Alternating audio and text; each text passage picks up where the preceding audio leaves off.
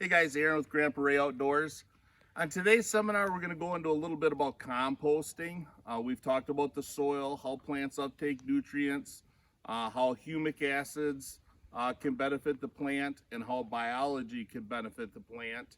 And today we're just going to take a look at how we have been using compost to actually create our own biology that we can then use as a soil conditioner or a foliar feed. So when you talk about composting, there's three main types. What we're all mostly familiar with is static composting, and that's person's got a barrel in the backyard or a pile, and you just keep adding material to it and waiting for the material to degrade and then use that. Static composting can produce some good biology, but it can also produce some bad biology. Because the key to any good compost pile is aeration. The term that we like to use is aerobic, which means with oxygen. With oxygen, then we know that we are having the good biology grow and not the bad biology. 6 parts per million of oxygen is the level at which good biology starts turning to bad biology. So aerobic conditions and trying to ensure that either we're doing that with turning it or other things, which brings us to the way we do it. We do thermophilic composting, where we have a pile of compost, but we put it into an aerobic condition. And that can be done a couple different ways. This is a homemade composter that I had made. It's got a tube down the center and holes poked around the outside. We did run one trial through here and it did okay, but I think I'm still needing a little bit more oxygen. So I am going to drill some additional holes to open up some more breathing in this one. But on a small scale, this works really well. On a larger scale, you have this one's called the Johnson-Su bioreactor. It was developed by Dr. David Johnson with Arizona College. This one ensures that we're aerobic. It's got the open sides around it that's letting air in, and it's got these chimneys in here with the holes in it that's letting the oxygen in throughout the pile. The advantages to the Johnson-Su is that it's a set it basically and forget it. You fill this compost up and you're only responsible is to make sure you're keeping the moisture level of the pile at a good state. 50% moisture, you want to stay right around there for the best conditions for the biology to grow. This one does take a little longer. It's really good for growing fungal colonies, and part of that is due to the fact that fungus takes a little longer to grow.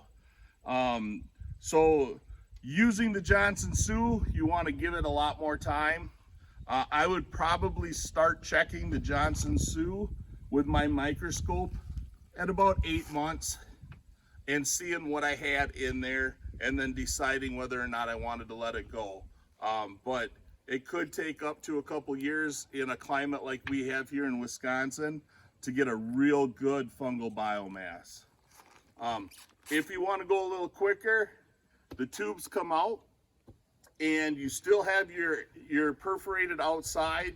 Some people use chicken wire, you can use concrete mesh, and you just add your materials to this and you monitor it with a thermometer. So after you'd filled it up, you stick your thermometer in there, and it's all temperature based then.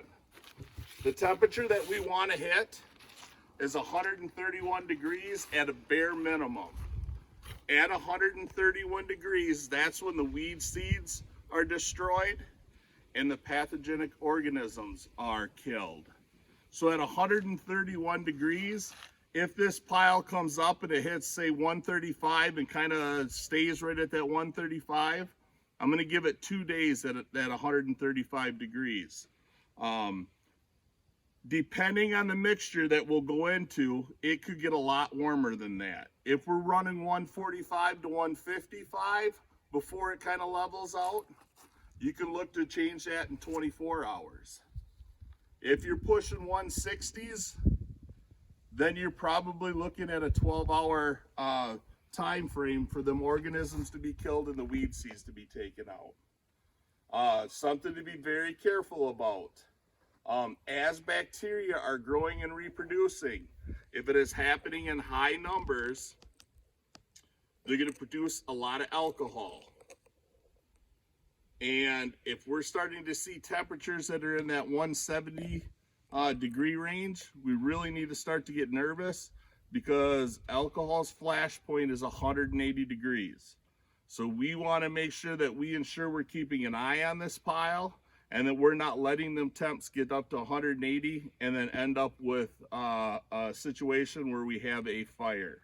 Some of the things that you can do, if you look at the Johnson Sioux, if we're doing a standard compost pile and it's really starting to heat up, we can actually take a pitchfork or another handle and we can just poke chimneys down through it to let the oxygen down in there.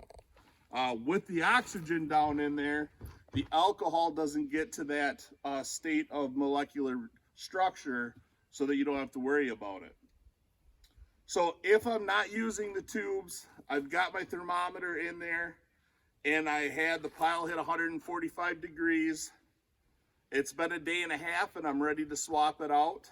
What I'm setting here is with a compost pile that the center has hit the desired temperature range, but the top, the outer, and the lower have not. So if I'm not using the Johnson Sioux system, I'm gonna have to rotate this. And the way that we rotate is we take the top section off, set it on the tarp, we take the center section off, set it on the tarp, and we take the bottom section off. Now what was your middle, the hot part, now goes to the bottom. Your top goes to the center, and the bottom is now your top. So what you've done is you've done a downward rotation, and you're gonna start over with the temperature process. You're gonna watch your thermometer, you're gonna make sure that it at least hits that 31, then you're gonna base your rotation time on the next temperature reading that you get. If you hit 135, you're probably gonna wanna wait 2 days. If you're up there in the 150s, you could probably do it after a day.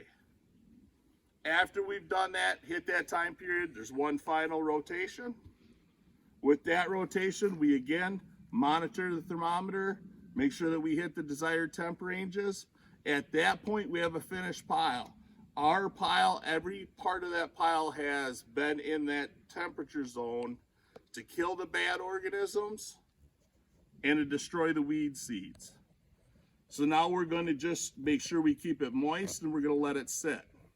Now with everything that we do, we're checking it on the microscope. We're taking samples and making sure that we are watching the process of the biology grow.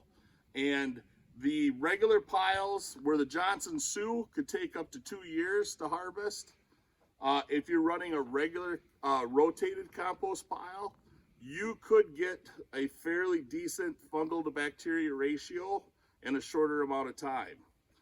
I'll start checking my rotated piles at about 60 days and see if that's where I want them. So Johnson Sioux, you're gonna get a better fungal colony, and it's gonna take a little longer.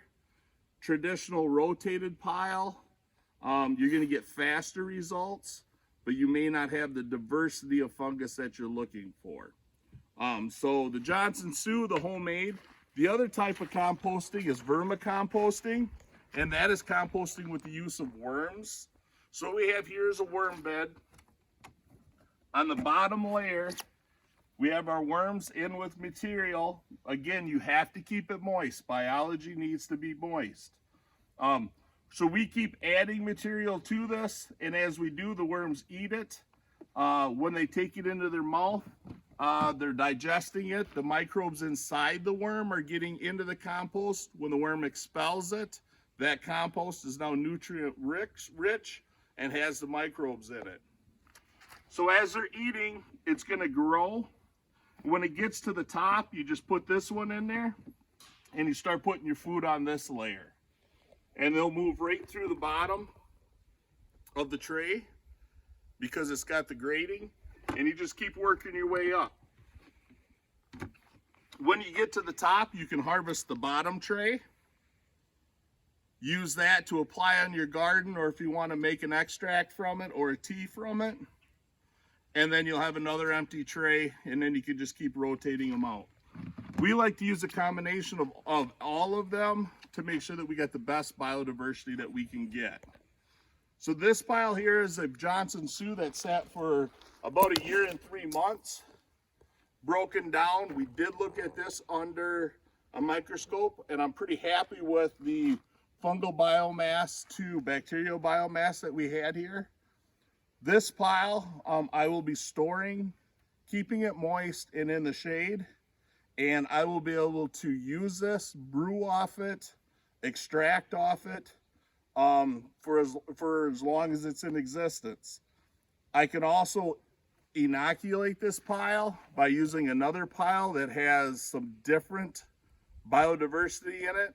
I can take some of that and spread it on here to grow those in there.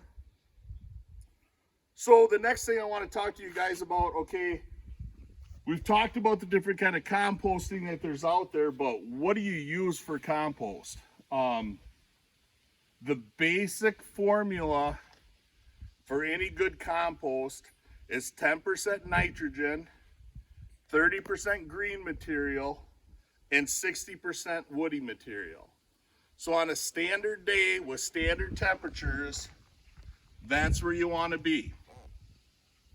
So for our nitrogen, what we have here is we have a pail of chicken manure from a chicken coop and a pail of semi-composted horse manure that we composted some fish in statically. So that was pre-composted statically.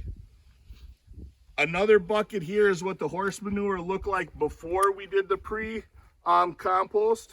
And as you can see, everyone knows horse apples, they're a little bigger. You got to be careful because, again, we want aerobic conditions. If we have big chunks like that and the center cannot get oxygen to it, we could have a really nice compost pile that we've got places in the pile that are growing some bad organisms because there's no oxygen in there. So if you're using horse manure, I do recommend you do a pre-static compost on it just to break it down a little bit. Green material is anything that was a green plant, green growing, green scraps. We've got sweet corn husks, we've got garden fodder, lawn clippings, we've got some hay. It does not have to be the green color. If it was green at one time, it does qualify as green material. So don't think that it has to be green. It just has to at one time have been green. And then we've got our woody material. For woody material, we've got some wood chips. We've got paper products. We've got leaf litter. And then we've got sawdust. All very good woody material. The only thing that I will say is on this really fine sawdust, again, we want to be careful that we're not putting all of this in one area and then ending up with a spot that no oxygen can get to and creating an anaerobic spot. So I like to use of sawdust and wood shavings, but I want to make sure that I'm spreading it out enough that I don't have an area of aerobic conditioning. So going back through these, what are the purposes? Nitrogen is your party food. This is the fast, digestible food that's really going to kick off the temperatures in your compost pile.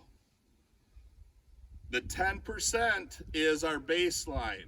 So if I am starting a compost pile in the middle of July when the temperatures are 95, I may need to back down from that 10%. Because again, I want to make sure I do not exceed that flash point of alcohol and run into any issues. Now we're sitting the beginning of August, high temperatures are in the 70s. I am going to up my 10% a little bit today when I create this reactor, just because it's going to take a little bit more to get that heat up to where I want to be. So nitrogen is your party food. That's going to kick off the bacteria. It's going to create the heat that you need. The green material is food that they're going to eat at a slower rate. It's the regulator. It's what's going to keep that temperature up there, but it's not going to increase the temperature. And then these are the two that you use to alter those temperatures. The woody material, the two big things that woody material are, it's your structure, and it's also your fungal food. This is what is going to drive them fungal colonies to have spaces to latch onto, to grow their hyphae, and to get growing. So the combination is what's really important. What you're going to want to do every single time you do a compost is you're going to want to write down exactly what you put in that compost and how much. Because if you get to the end of a compost and you have a friend or you look at it under a microscope and it turns out that it's the exact perfect compost that you're looking for and you don't remember what you put in it, then you're going to have to go through the guessing game again. So every time you do a mixture, make sure you're writing down the ingredients that you put into it. So when I make the piles, what I like to do is I like to find a section of ground that has a little bit of a slope to it. And the reason that I do that is because we want to hit that 50% moisture mark. So I pre-wetted all these buckets, but I'm pretty sure that there's areas in this bucket that are going to be too wet or too dry. So if I put a little bit of nitrogen down here,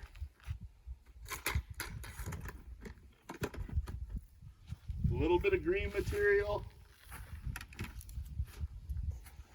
and make sure that you're mixing your material up so you're not doing pockets of the same thing. And then a little bit of woody material here.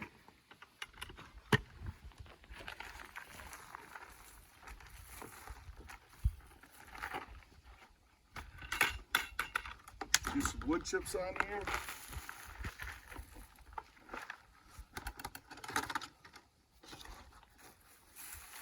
Some leaves.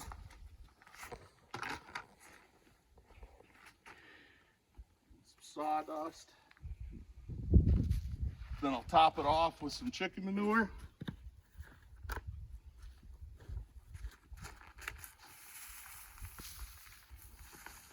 So that is really dry, so I need to wet that down.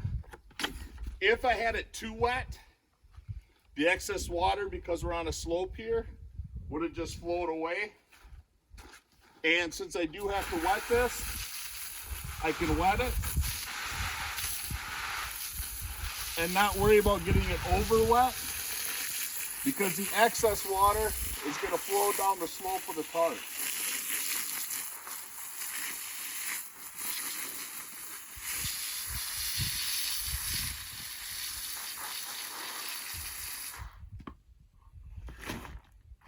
So once I got a pile about that size or a little bigger,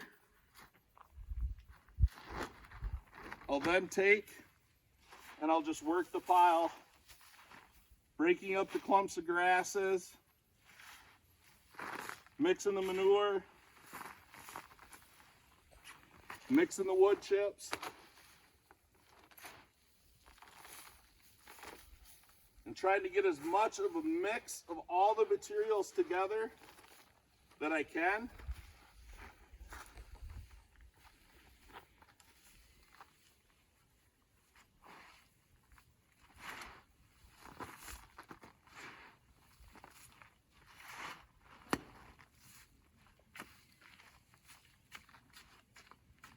And then once I got it mixed up pretty decent, I'll just take and I'll start adding it to the reactor.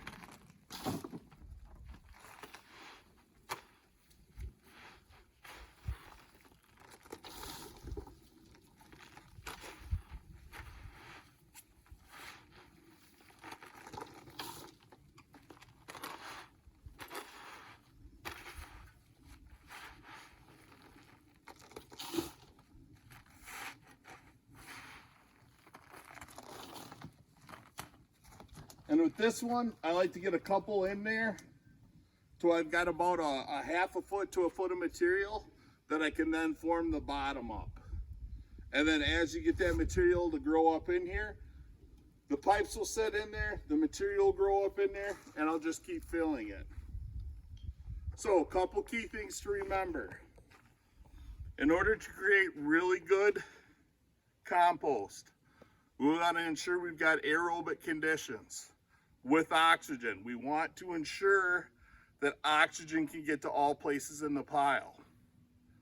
The other thing that we want to make sure of is that we at least hit that 131 degrees for 48 hours and that we don't exceed 175, because then we're getting into a danger area. And again, the best way to test this, have a buddy that's got a microscope, get a cheaper microscope, or send your samples in and they can tell you exactly what your biomass of bacteria is against your biomass of fungal, and also tell you if it's beneficial or if it could possibly be harmful. So hope that gave a little insight onto what we're doing here with the composting, the materials that we use, the different ways that you can compost. And we'll take this to the next level in the next seminar and talk about how we use the compost then. Because to use that compost right there, the rate of applying compost onto the ground is a ton of compost per acre. So you can see that if you wanted to add compost to your food plot, to your egg field, to your garden, it's going to take a lot of compost to get that done.